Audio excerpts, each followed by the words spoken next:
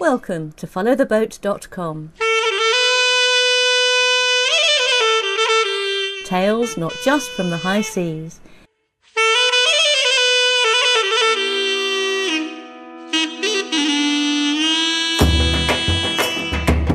These are the podcast adventures of Liz and Jamie as they travel through the Indian subcontinent.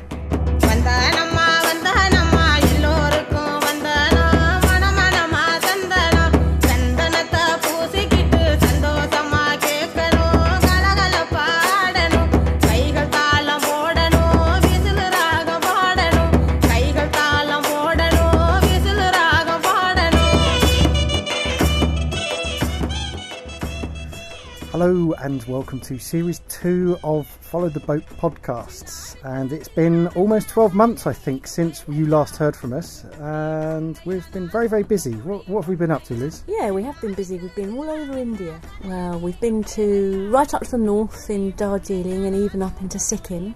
That's the furthest north we've been. We've been eastwards over into Assam, and we went across over the Western Ghats into the Tamil Nadu state and saw Madurai and Kodaikanal, amongst many other places. Where else can you think of? Well, we've been all over Kerala now, haven't we? But we've done a lot of travelling, obviously, and this is one of the reasons why we haven't been on air. But whilst we have been travelling, of course, we have been recording for podcasts. But we've also been busy with our own projects as well. The last few months, I've really been taking my photography very seriously and stepping up a gear now. And I have my own website, a photography website, specialising really in sort of Indian street and visual journalism photography. So if you want to go check that out, go to jamiefurlongphotography.com. Meanwhile... Yeah, I've set up my own website very recently. It's very early stages yet. It's lizclear.com, and it's for people like me who are itinerant writers who want to network with other people and talk about their own writing. So if you're interested, get in touch. www.lizclear.com. Right, okay, so whilst we've been travelling, we've been recording. If you didn't catch the last series, go and listen to it, download it. I think they're all still on iTunes. This series really concentrates on our travels in India. What we've tried to do is we've tried to incorporate a lot of other people who have been travelling. So we've been interviewing various guides, the families we've been staying with, really just to give you an insight into the culture of India and to try and get under its skin a little. Yeah, wherever we've been, we've tried to stay for a reasonable amount of time so that we can get to know people and sit and talk to them about their lives and get into people's homes. We've steered clear wherever possible from hotels and stayed in homestays, they call them in India, rather like B&Bs back in the UK. So you actually get to know the family. And there may be other guests there as well, and it's always interesting to find out where other people are going and where they're coming from. We've also made friends with a few people who are running volunteer schemes and charities along the way, and that's been really interesting. Yeah, I mean, the two obviously that stick out are the Sambali Trust, which is in Jodhpur in Rajasthan, and the Mondo Foundation in West Bengal. But you'll hear more about that in those podcasts as they come along. Anyway, I can hear, Jamie, there's some great music going on in the background. What is it? This track is written by James Vasanthan. Now, you have to excuse my pronunciation here, but it's written by James Vasanthan. It's performed by Tanjai Selvi, and she's a female vocalist, as you can hear, and the track is called Jilavitu. Now, it's from a film called Isan, which is a Tollywood movie. Can you remember when we first heard it? Was it when we were downstairs in the hotel in that completely bonkers bar that was... it was done out like a spaceship. Yeah. Yeah, that's right. The DJ was playing some music. The bar, of course, was just full of men. Liz was the only woman in there. And he put on this tune, and it was quite extraordinary. It really stuck out, and some of these local boys started actually dancing to it. I spoke to the DJ and asked what it was called. Next day, our guide, whilst we were in Madurai, went out and bought the CD for us. We loved it so much, we actually got in touch with the music company who owned the rights to this song, told them about the podcast, and they have very kindly allowed us to use it as our theme tune. So what you're listening to now is our new theme tune to the Follow the Boat podcasts for the whole of Series 2. So thanks very much for that. By the way, there is a video of this. So if you go on YouTube and you look up Jilla Vitu, JILLAVITTU, you'll see the video to it. It's wonderful. It's really, really great song. Yeah, and when Jamie said Tollywood, you do, of course, mean Tollywood, because everyone's heard of Bollywood, but perhaps people haven't heard of Tollywood. And that's the film industry that's down here in the southern part of India. As it comes from Tamil Nadu, it's known as Tollywood. Yeah, and actually if you see the video, you'll see how different a Tollywood film is to a Bollywood film. It's not all glam and glitz, it's much more down to earth and raw. Go check it out on YouTube, it's a fantastic video. Right, well I expect we're ready for the first podcast by now. Jamie, where's it from? It's from here in Cochin. For those who don't know, we're currently staying in Cochin, which is in Kerala, which is on the southwest of India. The real touristic part, because it's really a big industrial working town, but there is one small touristic part called Fort Cochin. And we went there with our friends Mike and Gabby. And really this podcast is a nice introduction to Series 2. It's a nice little gentle stroll, a little walk around the back streets of Fort Cochin. And it's mainly commented by you actually. And I noticed that you're sneaking a little Ayurvedic massage on your way whilst Mike and I went off taking photographs. For those who don't know, Fort Cochin is where a lot of the Europeans settled when they set up the trade routes between Asia and Europe. And of course one of these was Vasco da Gama, who, after discovering the route and returning to Portugal, he then came back to Cochin, to Fort Cochin, where he lived for the rest of his days. Fort Cochin sits by the entrance to the sea, and it's littered with lots of old colonial buildings, and in fact I think at one point we actually go to the church on Fort Cochin where Vasco da Gama was buried. Yeah, that's very true, it is indeed. So it has Portuguese influence, but even more so it has a Dutch influence as well. We see Dutch palaces and all kinds of architecture, including a rather fine synagogue that you and I have never actually managed to get into because we always go at the wrong time of the week. Yes, now that's not actually covered in this podcast. I mean, Fort Cochin, people spend 2 weeks just in Fort Cochin, so on this little wander we just really stick to the top half of Fort Cochin. Listen out for the crows.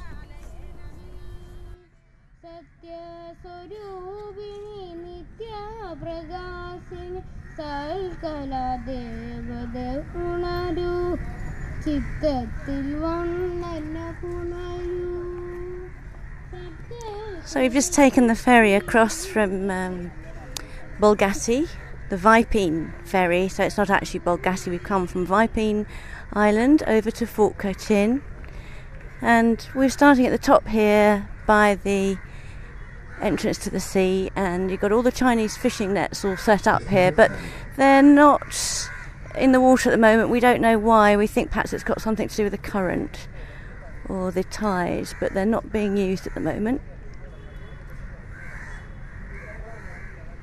Busy, a few tourists around, but mostly locals and perhaps Indian tourists, I think. It's got a nice day today, it's not too hot and there's plenty of breeze. There's a little park here and it looks like there's a children's singing contest going on. Some of them are really sweet. Might be able to hear this in the background.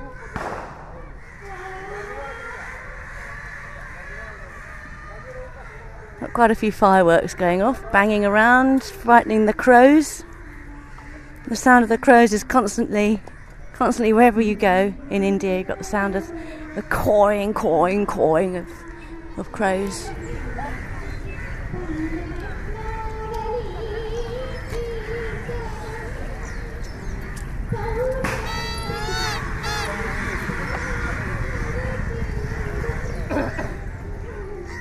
Up here by the nets, there's lots of little shacks where they're selling fish which was caught earlier this morning, and behind those are little restaurants where they'll cook it for you, so you buy and choose and buy your fish, take it to the restaurant and it's freshly cooked in front of you, straight out of the sea, straight into the pan, straight into your tummy. Kinds of smells and sounds around here.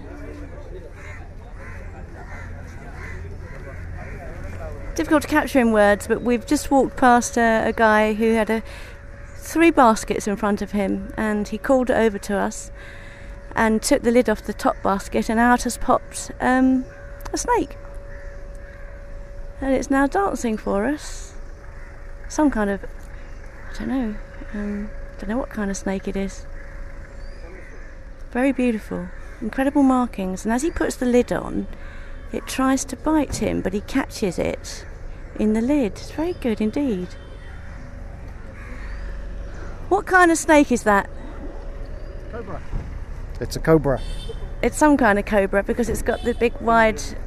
Yeah, we think it's an Indian cobra of some kind. About the 4th most deadly in the world. He's very relaxed, this man. Very serene. And we've managed to take some photos, so we're quite happy about that.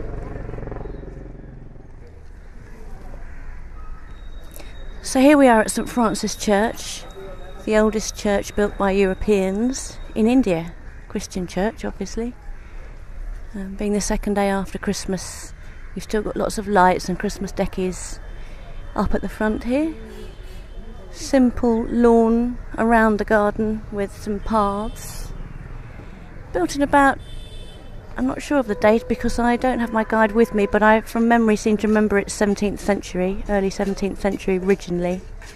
Actually no, it must be older, 16th century, because Vasco da Gama was buried here. And his remains were removed and taken to Portugal after his burial here. Simple church, whitewashed frontage. Big clock and a bell tower on the top. The front's obviously new, it's saying 1779, so a little newer than the original building would have been. Not bad condition. 3 very large windows above a huge door. Not so busy because we just had a party of people that have left, so I'm going to go in and have a look at it now. St Francis Church, for your information Liz, was originally built in 1503 and it's the oldest European church in India. Although it is now called St Francis, Vasco da Gama actually dedicated to St Bartholomew. You can blame the good old Brits for that name change when they booted the Dutch out of Cochin. At least the Dutch, who had taken Cochin from the Portuguese, didn't change the name of the church. The famous explorer Vasco da Gama, who lived from 1460 to 1524, built a fort at Cochin along with 2 other European settlers, and eventually they built a wooden church within the fort, and that's where Fort Cochin gets its name. As we'll hear in a moment, Vasco da Gama was originally buried here, though his remains were eventually transferred to Lisbon. And for those of you who have listened to our first series of podcasts, you'll know that Vasco da Gama holds a special place in our hearts, as the yacht rally we took part in 2009 to 2010 was named after him. Let's return to the cool, quiet shelter of St Francis Church. So you come through the main large wide door and you've got 3 columns to the right, 3 columns to the left. Wide, breezy, cool stone flag floor with a high wooden ceiling. Very simple colours, just pale washed out blues and creams and peachy pinks. It's very relaxing. A little warm outside and yet lovely and cool in here. Nice wide aisle. Pews to right and left, again quite wide, spacious. Whitewashed walls, lovely wide windows all the way down, so it lets in enough light. But it's cool, it's very cool. Nice high ceilings again inside the main nave. And what look like kind of Dutch chandeliers down the middle, very simple Dutch style brass chandeliers down the middle.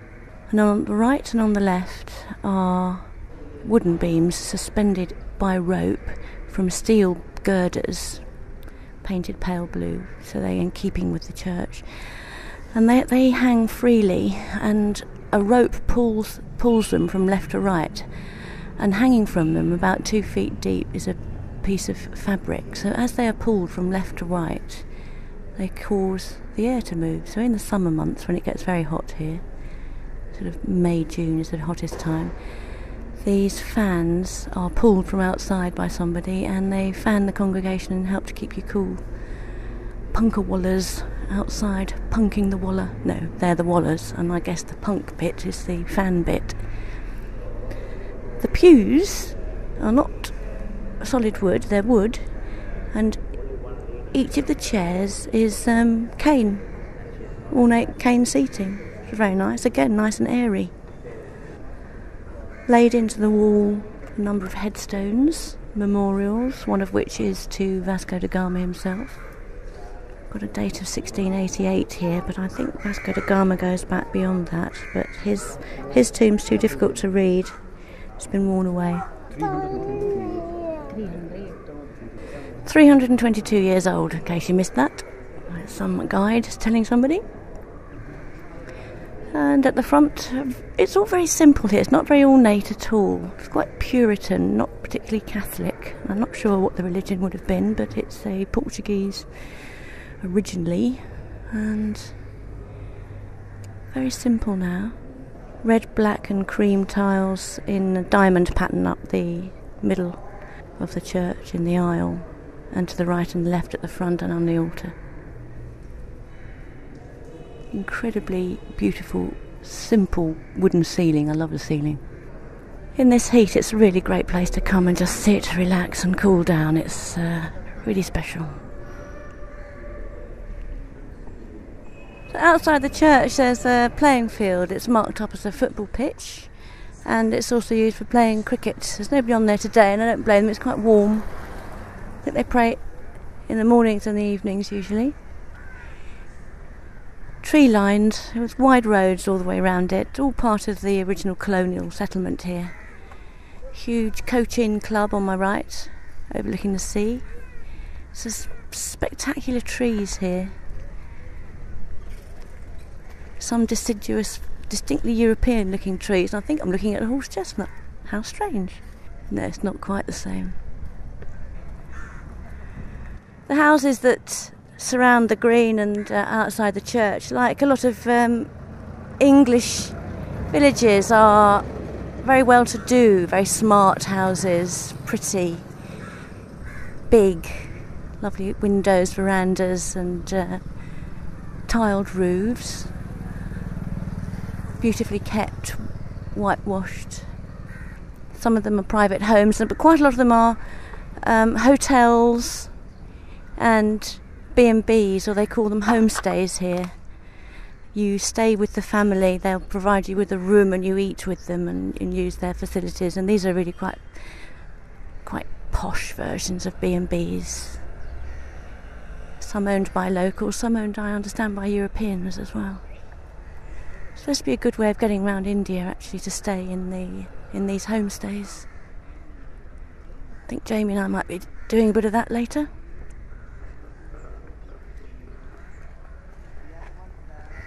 Fab India. It's the name of a shop which we saw in Mumbai the first time and have just come across it again in Cochin. I forgot actually, I had seen it before. So Gabby was a little bit bored with the photography and a little bit hot, was easily persuaded to come into Fab India with me, and we've been in there for just under an hour. The two men have gone off and done photography and come back. And I could have bought the shop up, but I didn't buy anything for myself. Just bought a little dress for Annie, and Gabby bought two scarves for herself, which look beautiful. Really lovely shop, Fab India. It's one of my favourites. It's got all the best bits of Indian clothing and textiles turned into very nice clothing, which suitable for Westerners. You can buy the Indian dress as well. Obviously, they have saris, chalwar kameez, and so forth, but slightly easier pieces as well for us. So and gorgeous scarves and throws, and great. I love Fab India. So now we're walking around the playing ground next to the church and surrounded by all these gorgeous homestays. Really, I mean, there's one here that looks like a sort of wedding cake actually.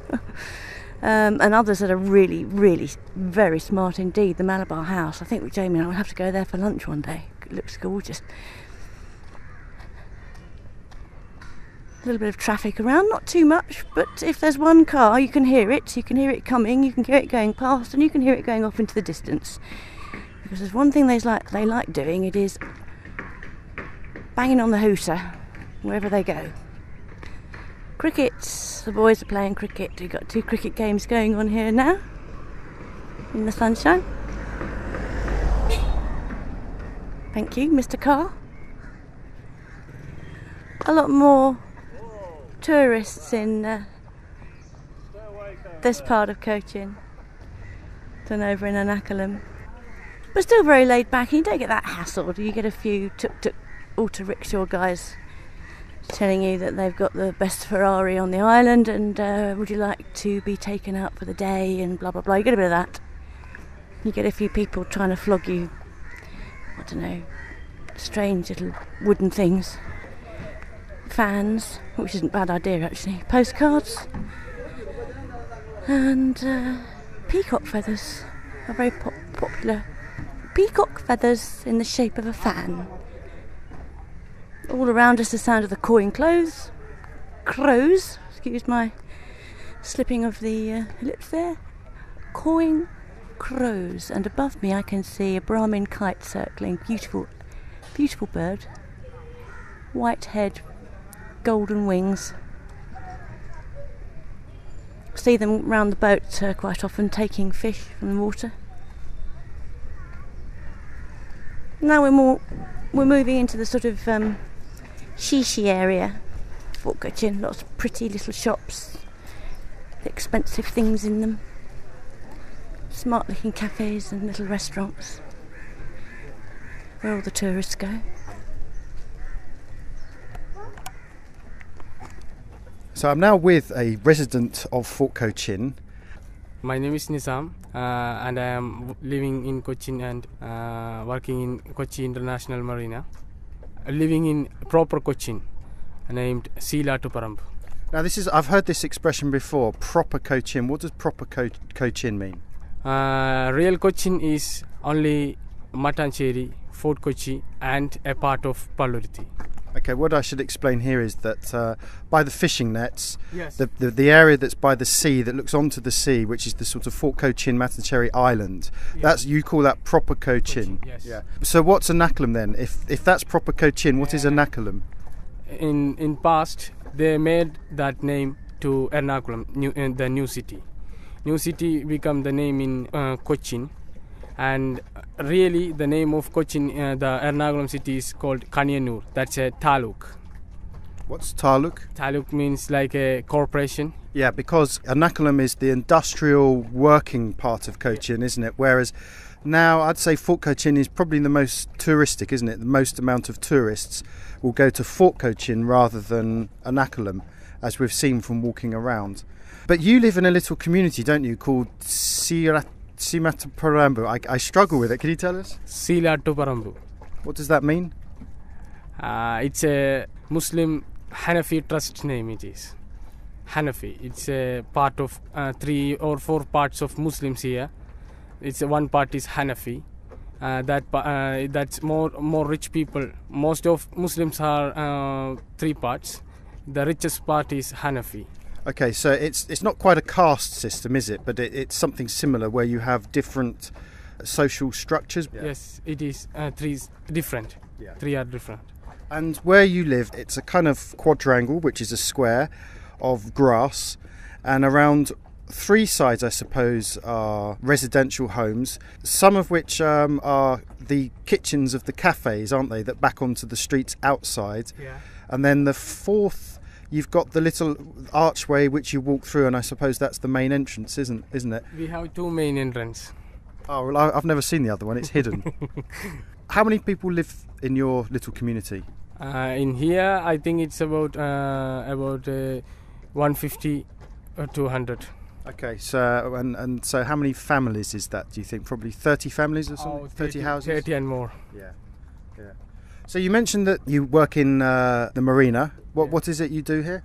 Cleaning, deck cleaning and hull polishing, stainless steel polishing. Just talking about work, what's it like as a young Indian man getting work here with someone of your education? Just tell me, you're high school educated, is that right? What level are you educated at? Pre-degree. It's a 2-year... pre-degree. Yeah, right, pre-degree. Yeah. And I finished that and again started DCA, that called Diploma in Computer Application, and finished that and now working. And what's it like for someone with your level of qualification to find work in Fort Cochin, just in Fort Cochin? We will get work in Fort Cochin, but most of the Fort Cochin works are with foreigners from outside of India. Yeah, tourism. Maybe there will be internet cafes or a restaurant like that. Most are for foreigners. We will get work there, but a man who need to work full time will not get there. That by chance. Most of part-time jobs are with the foreigners are allowed, because morning time there will be no job, only evening time and night time. Sure. We'll come back to Nissam shortly when we return home via the Vipin ferry. He'll explain the strange system of ferry operation that's a typically Indian way of turning one man's job into a three-man job. It's a great way of keeping people employed, but as a sailor myself, I'm not convinced it's the safest way to operate a boat. Meanwhile, it seems someone has been slipping in a bit of pampering. Liz treated herself to an Ayurvedic massage. Ayurveda is a form of alternative medicine specific to India. In Sanskrit, Ayas means longevity, whilst Veda means knowledge. It's a form of medicine that goes back some thousands of years. In a future podcast, we'll talk more about our personal opinion of this alternative medicine when we visit an Ayurvedic spice plantation where almost every tree or shrub claimed to have cancer healing properties. But in the meantime, we join Liz after her Ayurvedic rub-down before catching that ferry home. The massage was amazing. It was very different to the ones I've had before. Similar movements, but some more unusual ones, and more of an emphasis on running up and down the body in swift, quite firm movements.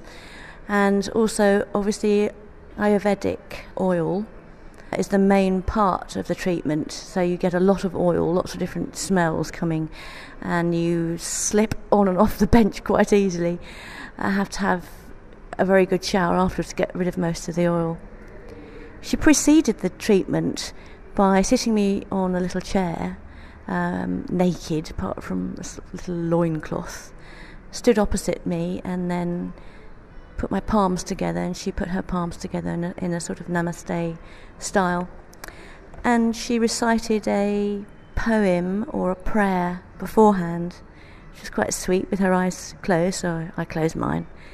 No idea what she was saying, but it seemed to be part of the whole experience to have the prayer beforehand, because this is Ayurvedic medicine and the massage is an extension of the medicine, so it is supposed to have healing properties. I wasn't feeling too bad beforehand, and I'm still not feeling too bad now. I feel a little refreshed, clean, and still a wee bit oily, but I would recommend it. It was good. What you have to listen out for on the ferry is the sound of the bell that is rung by the driver of the ferry, and that bell is indicating to the operator of the engine which gear to put it in. So it's something like 1 for forward, 2 for back, and a continuous ring for go or stop. And obviously what you won't be able to see is the speed at which these ferries approach the dock, but you'll hear the ringing of the bell. It's very well coordinated. It's also a nice way of keeping at least 3 people employed on the boat, so listen out for that amongst the sound of the 1-cylinder diesel engine that will be chugging our way across the open mouth of the river just by the fishing nets in Fort Cochin.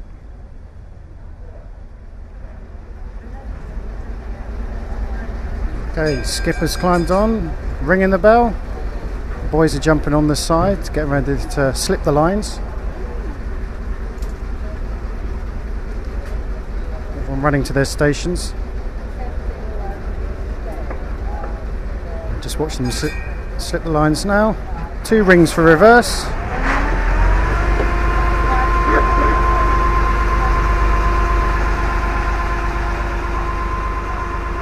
The coordination of the driver of the ferry and the person that controls the engine and the bell that they ring between them, that's amazing, isn't it? Yeah.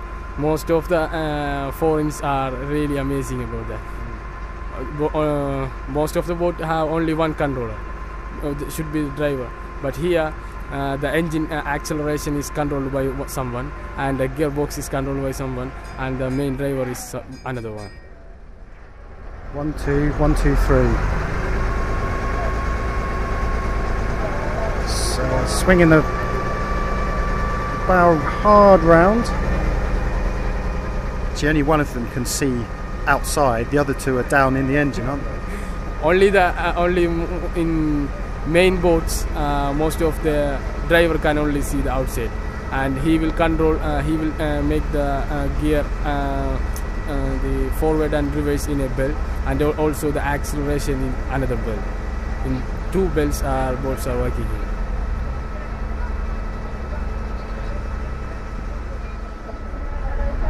You see the speed at which we're coming in at now? Yeah. I mean, that's a lot faster than what I would normally come in at. Yeah. And then, yeah, 1 for neutral and probably 2 for reverse. There we go. That's it. That's it.